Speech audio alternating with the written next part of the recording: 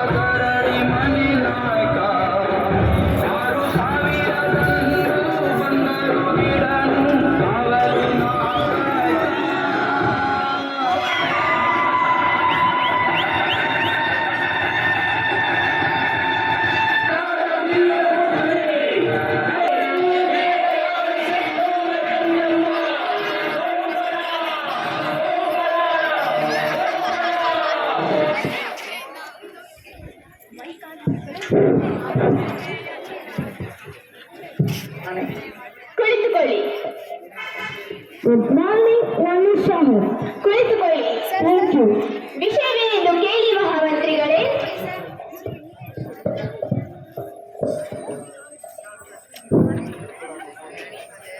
ಸಾಹೇಬ್ರೆ, ನೀವು ಬಂದ ವಿಷಯವನ್ನು ರಾಣಿಯರಿಗೆ ತಿಳಿಸಿ.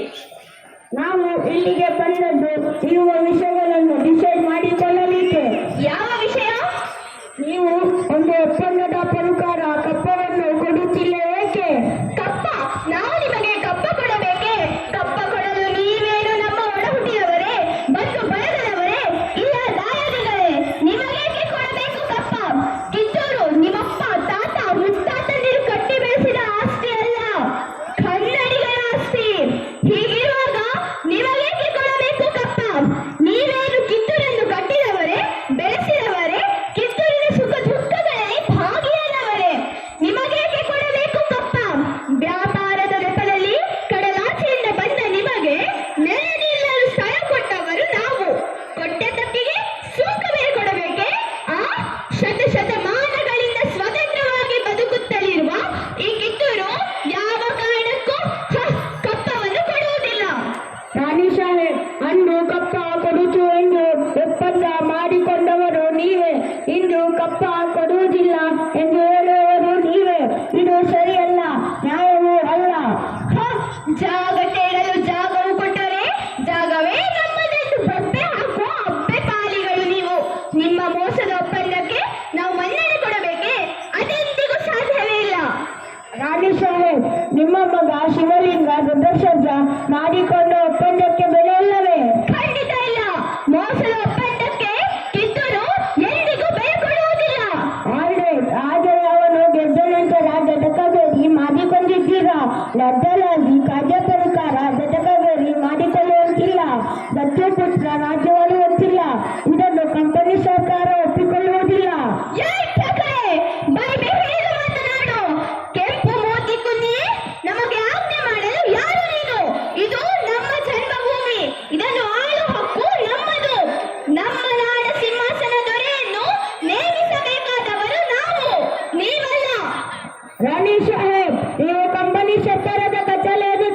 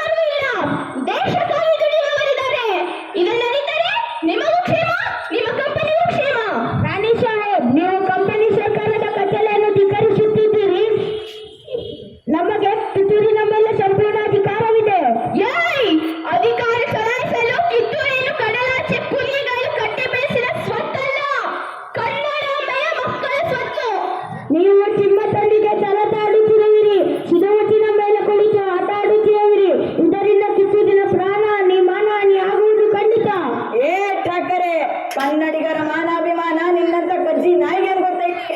ಇದು ಕೆಚ್ಚದೆಯ ಕಲಿಗಳ ನಾಡೈತಿ, ಅಂಜಿಕೆ ಎಂಬುದರ ಎದ ಬೀಡೈತಿ. ಇಂತಹ ನಾಡ್ಗ ನೀನ್ ಜೀವ ಭಯ ತೋರಿಸ್ತಿ, ಬದುಕೋ ಆಸೆ ನಿಂಗಿದ್ದಂಗಿಲ್ಲ, ನಿನ್ನುಳಿಸೋ ಆಸೆ ನಂಗೂ ಇಲ್ಲ. ಸಮಾಧಾನ ರಾಯಣ್ಣ, ಆಕ್ರೋಶ ಬೇಡ, ಸಮಾಧಾನ. ಗುರುದೇವ, ಎತ್ತ ತಾಯಿ ಕತ್ತಿದ ಕಕ್ಕ ಒಳಸಂಚಕ್ ಹೋಯ್ ಮಂಗೇನ್ ಮಕ್ಕಳ ಮಾತು ಕೇಳ್ಕೊಂಡ್ ಕೊರಕ್ ನಾನು ಇಲ್ಲಿಂದ್ರಿ ಕಿತ್ತೂರ್ ತಾಯಿ ತನ್ನ ಬಂಕದಾನೆ ಅಪ್ಪನ ಕೊಡಿ ತಾಯಿ ತಾಯಿ ಕದ್ದು ಜಾಸ್ತಿ ನಿಂತ್ರೆ ತಿರಂಗಿ ಹತ್ತಿರಿನ ಅಡ್ಡ ಬರ್ದಾಗ್ತೀನಿ. ರಾಯಣ್ಣ, ಶಾಂತಿ ಸಮಾಧಾನ ಕನ್ನಡಿಗರ ಹುಟ್ಟುಗುಣ, ಅದಕ್ಕೆ ನಿನ್ನಿಂದ ಚಿತಿ ಬರೋದು ಬೇಡ. ರಾಣಿ ಸಾಹೇಬ್, ನಮಗೆ ಕಿತ್ತೂರು ಬಾಲಾಜಾದ ಅವಮಾನ ಮಾಡುತ್ತಿದೆ. ನಿನಗೆ ಜೀವದಾನ ಮಾಡಿದ್ದೇನೆ. ಆಲ್ರೈಟ್, ಇದರ ಪ್ರತಿಫಲವನ್ನು ನೀವು ಆದಷ್ಟು ಬೇಗ ಕಲ್ಲು ಸೇರಿ. ಈ ಕಡೆ ತಿರ್ಗಿ ಯಶ್ಮಿತ್. ಏನ್ ಸರ್, ಹೀಗೇನ್ ಸರ್? ಬಟ್ ರಾಜ್ಯವರಿಂದ ರಾಜ್ಯವಿರುವಾಗ ಅವಮಾನ, ಇದನ್ನು ಕಂಪನಿ ಸರ್ಕಾರ ಸಹಿಸುವುದು ಸಾಧ್ಯವಿಲ್ಲ. ತಿರಂಗಿ ಇಟ್ಕೊಂಡು ಪರಂಗಿ ತಿನ್ಕೊಂಡು ಸದಾ ಯೋಚನೆ ಮಾಡೋ ನಿಮ್ ಮಂಕು ಬುದ್ಧಿ ಬೆಂಕಿ ಹಾಕ. ಕೇಳುತ್ತಿರುವಿರ ಮಹಾಮಂತ್ರಿಗಳೇ, ವಿನಾಕಾರಣ ಯುದ್ಧ ಮಾಡಬೇಕಾಗಿದೆ. ರಕ್ತಪಾತವಾಗುವುದು ಬೇಡವೆಂದು ಬಯಸಿದರು ಆ ಠಾಕರೆ ಕಾರ್ತಿಕರಿ ಕದನಕ್ಕೆ ಸಿದ್ಧವಾಗುತ್ತಿದ್ದಾನೆ. ರಾಜ್ಯ ಉಳಿಯಬೇಕೆಂದರೆ ದಂಡೆತ್ತಿ ಬರುವ ಶತ್ರುಗಳೊಂದಿಗೆ ಯುದ್ಧ ಮಾಡಿ ರಾಜ್ಯ ರಕ್ಷಣೆ ಮಾಡಿಕೊಳ್ಳುವುದು ರಾಜ್ಯ ರಕ್ಷಣ. ಗುರುಸಿದ್ದಪ್ಪನವರೇ, ಆ ಹೊರಗುಲಿಷ್ಟರು ಯಾವುದಕ್ಕೆ ಯೋಚನೆ ಮಾಡಿ ಮುನ್ನಡೆಯುವುದು ಒಳ್ಳೆಯದು. ಗುರುದೇವ, ಸಂಖ್ಯೆ ಬಲ್ದಾಗ ನಮ್ಮ ರಾಜ ಸಣ್ಣದಿರುವುದು ಯಾಕ, ಆಯಿ ಬಲ್ದಾಗ ಚಿಕ್ಕದಿರುವುದು ಯಾಕ? ಆದ್ರ ನಮ್ಗ ಮನೋಬಲ ಐತಿ, ಒಗ್ಗಟ್ಟಾಗಿ ಮುನ್ನುಗ್ಗೋ ಛಲ ಐತಿ. ಛಲ ಇದೆ ಅಂತೀರಲ್ಲ, ಗೆಲ್ಲೋ ಬಲ ಬೇಕಲ್ಲ. ನಿಮ್ಮ ಸೇನೆ ಮುಂದೆ ಅವರ ಸೇನೆ ಆನೆ ಮುಂದೆ ಇರುವೆ ಇದ್ದಂಗ. ಆದರೂ ಅವರೆಲ್ಲರೂ ದೇಶಭಕ್ತರು. ಖರೀದ್ರಿ ಸರ, ನಿಮ್ಮಂಗ ಪಿರಂಗಿ ಬಂದಕ್ಕೂ ಅವ್ರ ಹತ್ರ ಇಲ್ಲ. ಸಾಹೇಬ್ರ, ನೀವು ಹಂಗ ಯೋಚನೆ ಮಾಡಿದ್ರೆ ನಿಮಗೆ ಮುಂದೆ ತ್ರಾಸಾಗುತ್ತೆ. ತ್ರಾಸಾಗುತ್ತೆ ಎಂದು ದೇಶ ರಕ್ಷಣೆ ಮಾಡಿಕೊಳ್ಳದೆ ಕೈ ಕಟ್ಟಿಕೊಂಡು ಕೂರಲು ಸಾಧ್ಯವೇ ತಾಯಿ? ಮಾಡಿದರೆ ಸ್ವತಂತ್ರವಾಗಿ ಬಾಳಬೇಕು, ಇಲ್ಲವೇ ಯುದ್ಧದಲ್ಲಿ ಹೋರಾಡಿ ವೀರ ಸ್ವರ್ಗ ಸೇರಬೇಕು. ಹೌದು ತಾಯಿ ರಾಯಣ್ಣ, ಈ ಯುದ್ಧದಲ್ಲಿ ತಾಯ್ನಾಡಿನ ಮಾನಕ ಪಡುವ ಯುದ್ಧ. ಕನ್ನಡಿಗರು ಸ್ವತಂತ್ರ ಪ್ರಿಯರು ಎಂದು ಈ ಲೋಕಕ್ಕೆ ಸಾರೋಣ. ಖರೆ ಮಾತು ಹೇಳಿರಿ ಸರ್ದಾರ್ ಸಾಹೇಬ್ರ. ಏಟ್ ಗುಡ್ಡ ಬಂದ್ರೂ ಪರವಾಗಿಲ್ಲ, ಪಿರಂಗಿಯರ ಎದೆ ಗುಂಡ್ಗೆ ರಕ್ತ ಭೂಮಿಗೆ ಬೀಳೋ ಸಲ್ಲು ಕೇಳಕ ಕನ್ನಡಿಗರು ಕಾದ್ ಕುಂತಾರ. ಗಂಡು ಮೆಟ್ಟಿದ ನಾಡು ಇದು ಗಂಡುಗಳಿಗಳ ಬೀಡು, ಗಂಡು ಮೆಟ್ಟಿದ ನಾಡು ಇದು ಗಂಡುಗಳಿಗಳ ಬೀಡು. ಗಂಡು ಮಾಡದ ದಂಡು ಬಂಡಾಯವೆತ್ತಿದೆ ನೊಂದು, ಗಂಡು ಮಾಡದ ದಂಡು ಬಂಡಾಯವೆತ್ತಿದೆ ನೊಂದು. ಕಾಡು ಮೇಡನ್ನು ಅಲೆದು ಕಟ್ಟು ಕಾಡಲು ಮುರಿದು, ಕಾಡು ಮೇಡನ್ನು ಅಲೆದು ಕಟ್ಟು ಕಾಡಲು ಮುರಿದು, ಸಂಗಿ ಬಂದರ ರುಂಡವ ಕಲಿಯಲು ಸತ್ವಧಾರಿ ಸಂಧಿಯಾಗಿ ನುಂಗಿದೆ ನೋಡು. ಗಂಡು ಮೆಟ್ಟಿದ ನಾಡು ಇದು ಗಂಡುಗಳಿಗಳ ಬೀಡು, ಗಂಡು ಮೆಟ್ಟಿದ ನಾಡು ಇದು ಗಂಡುಗಳಿಗಳ ಬೀಡು.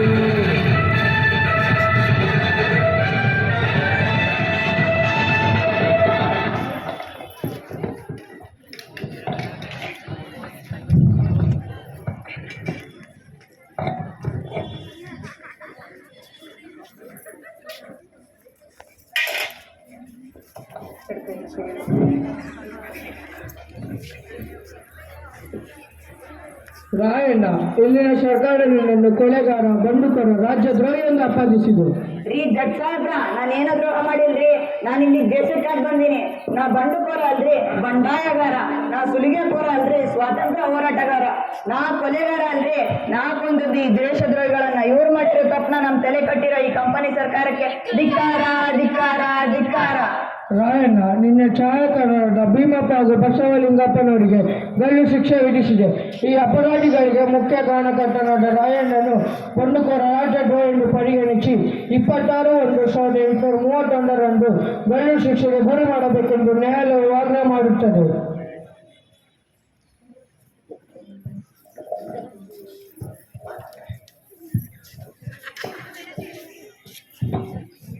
ಅಯ್ಯೋ ರಾಯ, ನನ್ನ ರಾಯ, ರಾಯ ಸುತ್ತಿಗೆಗೆ ಹಗ್ಗ ಬೀಳೋ ಹೊತ್ತಾಗು ಎದೆ ನಡಗದ ಹಾಂಗ ನಿಂತಿರೋ ಈ ನಿನ್ನ ಗುಂಡಿ ಎಂಥ ಗುಂಡಿನೋ ರಾಯ.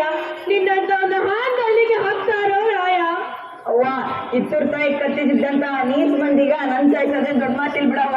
ಅಯ್ಯೋ ಇಲ್ಲ ಯಪ್ಪ ಇಲ್ಲ, ಹೆತ್ತವರ ಮುಂದೆ ಮಕ್ಳು ಸಾಯ್ಬಾರ್ದು. ನಿನ್ನ ಕಣ್ಮುಂದೆ ನಾ ಕಣ್ಮುಚ್ಚಿ ನಿನ್ನ ಕೈಯಾಗ ಒಂದು ಹಿಡಿ ಮಣ್ಣು ಹಾಕ್ಕೋಬೇಕಂತಿದ್ದಲ್ಲೋ ಯಪ್ಪ. ಆದ್ರೆ ನಿನ್ನ ತಾಯಿನ ಹಿಂದಕ್ಕೆ ಬಿಟ್ಟು ನೀ ಮುಂದಕ್ಕೆ ಹೊರಟೆಲ್ಲೋ ರಾಯ. ಇದು ಯಾವ ನ್ಯಾಯನೋ, ಇದು ಯಾವ ನ್ಯಾಯ? ಅವ್ವ ನಾ ಒಬ್ಬ ಸತ್ರೇನಾಯ್ತು, ನಿಂಗೊಬ್ಬ ಮಗ ಅದಾನ ಮೊಮ್ಮಗ ಅದಾನ. ನಾನೇನ್ ತುಡುಗ್ ಮಾಡ್ದಾಗ ಶಿಕ್ಷೆ ಗತ್ತಿನೇನು? ದೇಶಕ್ಕೋಸ್ಕರ ಹೋರಾಡಿ ವೀರ ಸ್ವರ್ಗ ಸೇರಕೊಂಡೇನಿ. ಅವ್ವ ಮುಂದಿನ ಜನ್ಮಕ್ಕೂ ನಿನ್ ಮಗನ ಹುಟ್ಟಂಗ ಆಶೀರ್ವಾದ ಮಾಡವ್ವ. ಏನಂತ ಆಶೀರ್ವಾದ ಮಾಡೋ ರಾಯ, ನನ್ನ ರಾಯ ರಾಯ.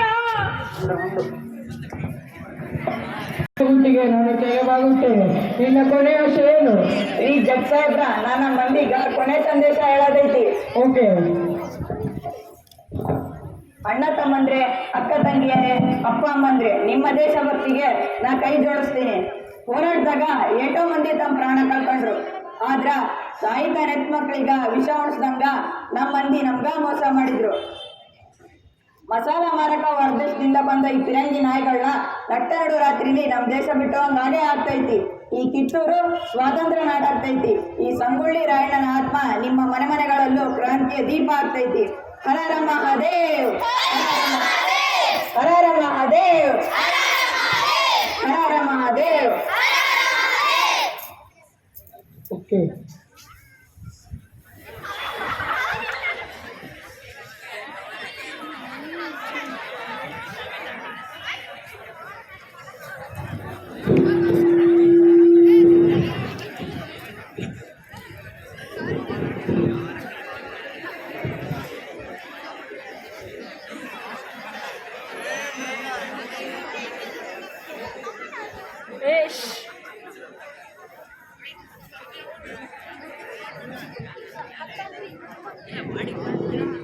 ಓಕೆ.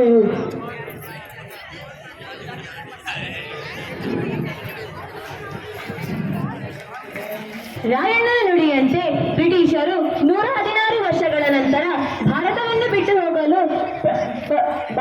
ಬಿಟ್ಟು ಹೋಗುವ ಪರಿಸ್ಥಿತಿ ಬಂದಿತ್ತು. ಆಶ್ಚರ್ಯವೇನೆಂದರೆ ರಾಯಣ್ಣನ ಹುಟ್ಟಿದ ದಿನ ಅಂದರೆ ಆಗಸ್ಟ್ 15ರಂದು ನಮ್ಮ ದೇಶಕ್ಕೆ ಸ್ವಾತಂತ್ರ್ಯ ಸಿಕ್ಕಿತು. ಹಾಗೂ ಅದ ಗಲ್ಲಿಗೇರಿದ ದಿನ ಅಂದರೆ ಜನವರಿ 26ರಂದು ನಮ್ಮ ಸಂವಿಧಾನ ರಚನೆಯಾಯಿತು. ದೇಶಭಕ್ತಿ, ತ್ಯಾಗ ಹಾಗೂ ಬಲಿದಾನದಿಂದ ಸಂಗೊಳ್ಳಿ ರಾಯಣ್ಣನವರ ಹೆಸರು ನಮ್ಮ ಮನದಲ್ಲಿ ಸದಾ ಅಮರ. ಕ್ರಾಂತಿವೀರ ಸಂಗೊಳ್ಳಿ ರಾಯಣ್ಣ